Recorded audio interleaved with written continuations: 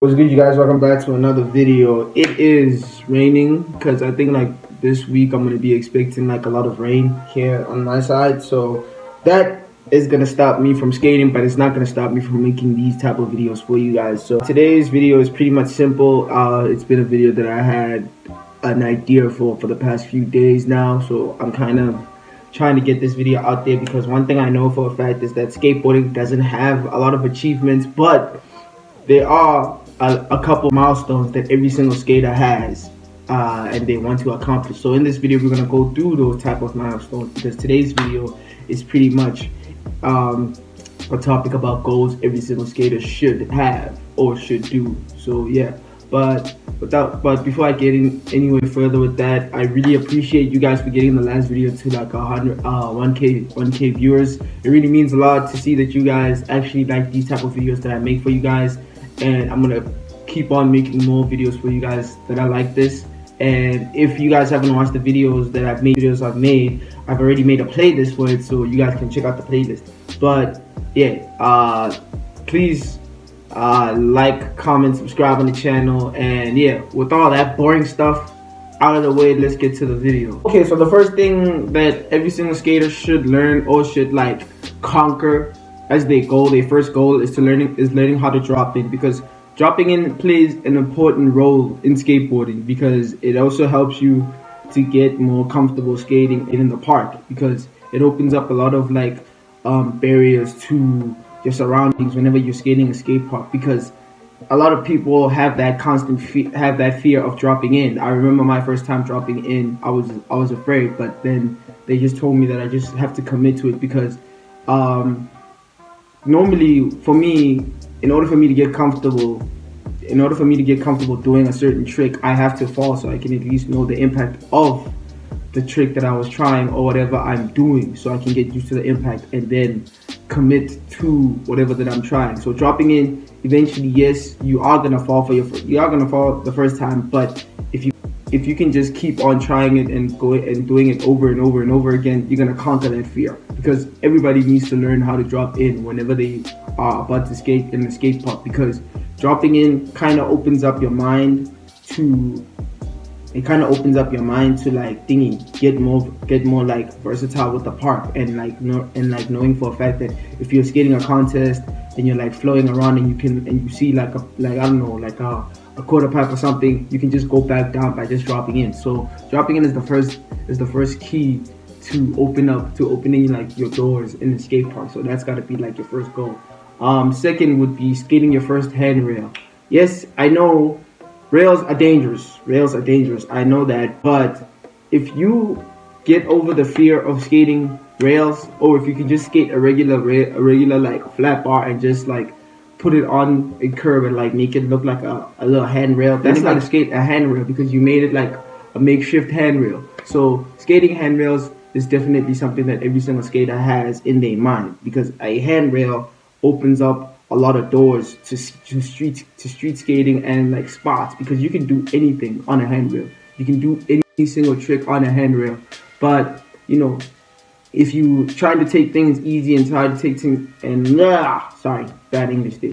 If you try to take things easy, I'd say practice from skating a park rail, because in a park rail, well, you are with people. You are from skating a park rail, because in a park rail, well, you are with people. You are safe. You know that if you're gonna get hurt, people over there can help you out. Because if you're skating a street handrail and you're skating it by yourself, chances of you getting hurt are there, and nobody's gonna be there to like take you home or like take you to the hospital. So yeah, skating your first handrail, it's got to be also part of your goal too. So skate your first handrail.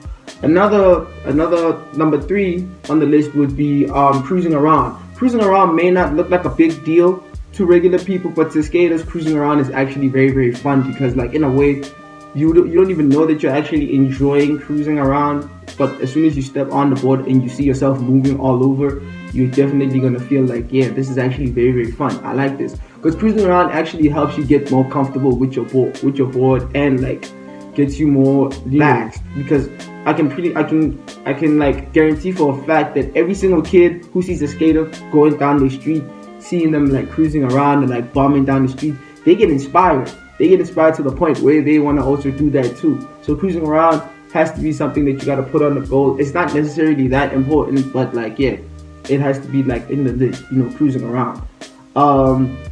Number 4 on the list would be releasing your first video part.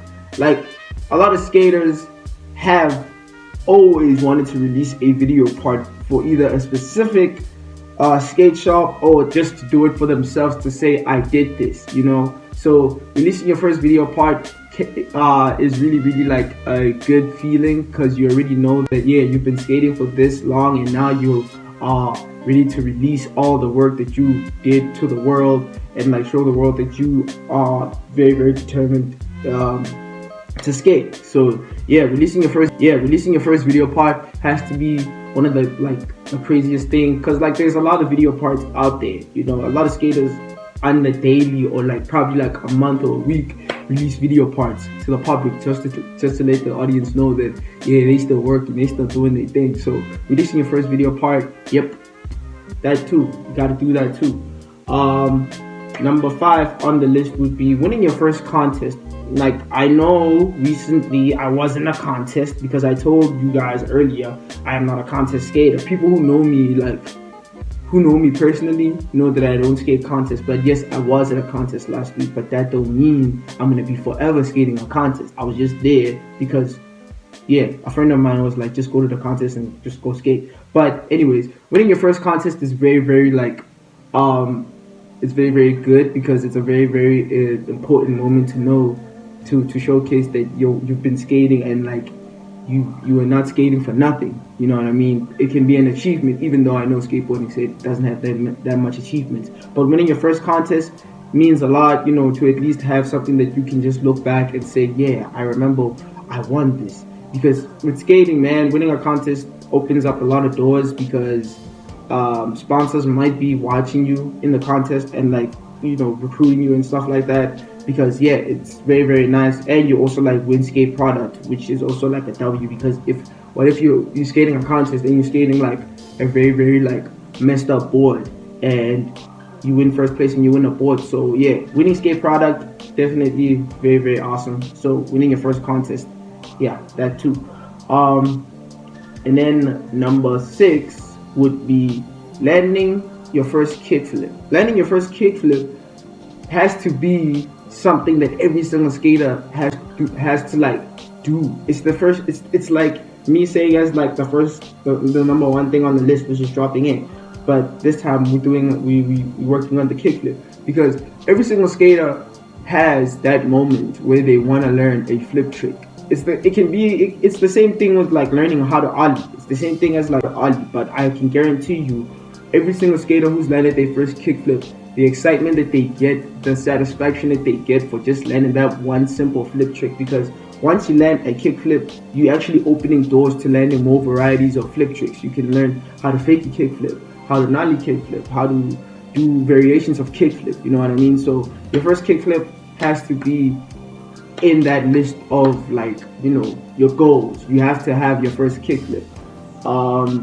Yeah, and then the last one on the list would be landing your dream trick. Everybody has a dream trick. Every single skater out there in the world has a dream trick that they've always wanted to try. It can be a 360 flip. It can be a laser flip. It can be a hard flip. Any single dream trick you gotta have it on camera, so you know that, yeah, you've landed your dream trick, and you have evidence to show it, which is the videos that you showcase. So every single skater has a dream trick that they wish to try, and you gotta have a dream trick yourself. If you are watching this video, you just let me know in the comments what is your dream trick, and then like, yeah, try it. And yeah, that's pretty much it for today's video, guys. This video is not gonna be long, because, well, if it was long, I was supposed it would be maybe like a couple clips of me skating. But since the weather is not, with us today, I'm not skating. I'm just gonna be like doing this educational video for you guys, because you guys love these videos, and I promise to do more. But if I left anything out, please let me know in the comments below, and probably I might make a part 2 of this video or something. And yeah, thank you again, guys, for getting the last video to 1k viewers. Really means a lot. Let's keep pushing it. And yeah, that's pretty much it for today's video, guys. I will see you guys probably on Friday, or I don't know, maybe like earlier than Friday. We'll see. But anyways, peace.